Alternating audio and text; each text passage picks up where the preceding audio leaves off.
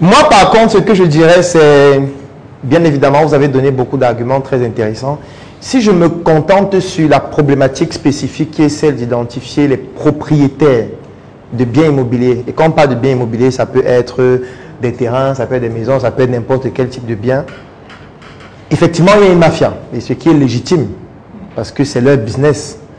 Ça veut dire, je ne peux pas te donner facilement l'adresse de mon fournisseur, par exemple, ou de mon client le plus intéressant, qui pourrait faire en sorte que plus tard, il ne travaille plus avec moi. C'est vrai que c'est la mentalité qu'on a chez nous, ce qui est dommage, alors qu'en réalité, on peut se mettre ensemble et gagner plus. Finalement, c'est ça qui est notre réalité. Tu ne vas pas voir un démarcheur et tu lui dis, je veux rencontrer le propriétaire pour causer avec lui moi-même. Il va te dire non, encore que la plupart des fois, lui-même ne sait pas. Parce que dans une procédure de vente, parfois, il y a 10 vendeurs différents. Et donc, il y a le vendeur, mais qui a 9 vendeurs. Donc, parfois, sont en échelle superposée. Ça veut dire qu'en termes de niveau d'information, ils n'ont même pas le même niveau d'information. Et comme chacun veut avoir sa commission, le prix se retrouve multiplié par 2, 3, 4, parfois même plus. Parce que chacun se dit, il faut qu'à mon niveau, si je trouve le client, je mette tel montant. Celui qui m'a donné l'information, lui, il avait mis son montant aussi au fur et à mesure, de telle sorte qu'au final, même un bien qui coûte 10 000 francs se retrouve à être mis sur le marché à 30 000 francs, 40 000 francs. Et les gens n'achètent plus, ou du moins plus suffisamment parce qu'ils ont l'impression que ça coûte trop cher. Ou alors, même quand ils achètent, ils se rendent compte qu'ils sont abusés parce qu'ils étaient face à un interlocuteur qui n'est pas le bon. Donc, la problématique et le challenge, c'est d'identifier le bon interlocuteur. C'est-à-dire, je veux me positionner en tant qu'un vendeur de biens immobiliers. Mais pour être un bon vendeur et être compétitif, il faut que j'ai accès à la source. Et il faut que je sois en contact avec celui qui a le bien, qui me dit, je vends mon bien à tel montant. Là, moi, je peux être compétitif parce que sur le marché, je peux être plus agressif, même en termes de prix. Et je peux beaucoup plus facilement avoir des clients. Donc, la complexité revient donc à trouver des personnes qui sont propriétaires de biens. Alors, la première chose qu'il faut faire, c'est de segmenter. Parce que vouloir dire qu'on va vendre tous les biens immobiliers, c'est utopique. Ce serait même une perte de temps. Donc, première chose qu'il faut faire, c'est identifier quels sont les types de biens immobiliers. Parmi ces différents types de biens immobiliers, quel est le type qui va me rapporter le plus d'argent ou qui sera plus intéressant financièrement en analysant le rapport qualité-coût? Oui, vas-y. Honnêtement, je vais le préciser. Je suis actuellement dans le secteur terrain nu. D'accord, magnifique. Je ne vais même pas encore sur les terrains nus. D'accord. Terrain nu. Ça veut dire qu'il a déjà segmenté et il a identifié le type de bien immobilier qu'il veut vendre. Donc ici, il sera question d'identifier les propriétaires de terrain nu. Exact. Il sera question d'identifier les propriétaires de terrain nu. Alors, pour identifier les propriétaires de terrain nu, il y a une technique qu'on peut utiliser. Ce que Hans a dit, c'est pertinent, mais je vais mieux adapter ça par rapport à ce qu'il a dit, parce que l'objection qu'il a eue, c'est par rapport à sa visibilité, ce qui est pertinent. Parce qu'on est dans un métier de l'omerta. Et lorsqu'on parle de l'omerta, il y a un certain type de communication qu'on ne fait pas. Parce qu'il y a certaines choses qu'on ne peut même pas dire dans les médias. Ce serait dangereux pour le métier et pour la prospérité de ses affaires. Donc du coup, s'afficher n'est pas forcément la meilleure chose à faire. Même comme il y a une manière de s'afficher. Si on veut vraiment s'afficher, il y a des techniques. Mais quelqu'un qui ne veut pas le faire, il n'est pas obligé de le faire. Alors ce qu'on peut donc faire, c'est quoi?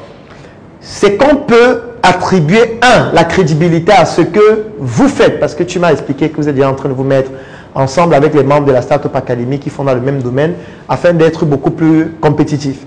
Donc ça, c'est la première chose. On peut décider de vous prendre et de créer une corporation de Startup Academy spécialisée dans l'immobilier. C'est un exemple. Ça peut être Startup Immo, par exemple, ou ça peut être n'importe quel autre nom. Dès que c'est fait, cette entité devient une personne morale et non plus une personne physique. Donc, on dissocie les personnes physiques du projet. On fait en sorte que ce soit l'entité qui soit valorisée en tant que personne morale.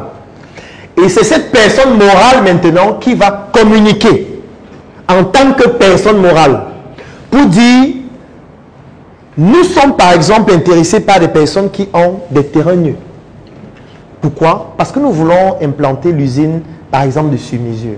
Parce que nous voulons par exemple développer notre ferme agricole. Parce que nous voulons par exemple développer tel projet d'un membre de la Startup Academy. Parce que nous voulons, parce que nous voulons, parce que nous voulons, parce que nous voulons, parce que nous voulons. On ne veut pas avoir ça pour vendre.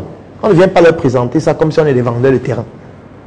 On vient leur présenter ça parce que nous sommes une structure qui a des projets à implémenter sur ces terrains nus. Et maintenant, pour implémenter cela, la première étape, c'est d'acheter le terrain. Donc, nous avons besoin de personnes qui ont des terrains, qui ont un certain type de caractéristiques qu'on recherche. Et on donne les caractéristiques qu'on recherche et on demande aux personnes de remplir ces conditions avant de nous contacter ou avant qu'on ne les contacte.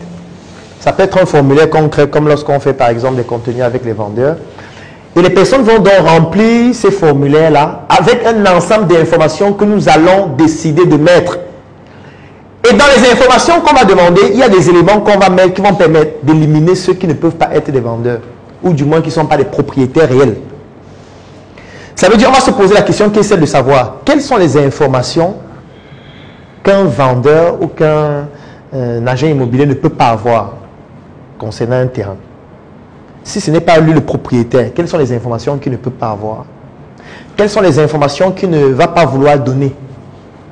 Et c'est en fonction de ces éléments qu'on va constituer les formulaires qu'on va créer, qui va nous permettre d'avoir donc une base de données de propriétaires de biens.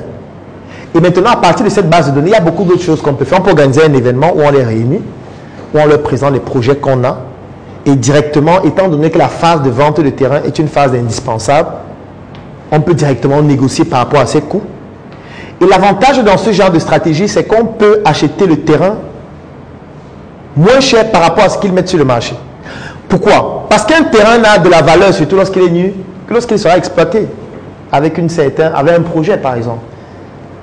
Un terrain qui est nu, lorsque les gens savent que sur ce terrain on va construire un hôpital, la perception du projet change. Parce que celui qui a le terrain nu, parfois il n'a pas les moyens lui-même pour faire l'hôpital. Par contre, si quelqu'un vient et veut faire l'hôpital sur le terrain, ce qui va produire de la plus-value, ça peut être utilisé comme un argument de vente du terrain à un prix moins élevé. Donc moi je pense que voilà une stratégie qu'on peut utiliser, puisqu'on est dans le cadre de la Startup Academy. C'est pour ça que je prends cet exemple, qui est plus facile à implémenter, qu'on peut implémenter à tout moment, et qui va permettre que la crédibilité de Startup Academy soit associée à cela, et qu'on trouve facilement j'ai envie de dire, les propriétaires immobiliers, en commençant par les membres de la Startup Academy. Moi j'en connais plusieurs qui sont propriétaires terrain, qui pourraient déjà eux-mêmes être des propriétaires qui se mettent dans le projet et qui contribuent à ce que l'initiative puisse continuer dans ce sens-là. Donc voilà la solution que moi je propose.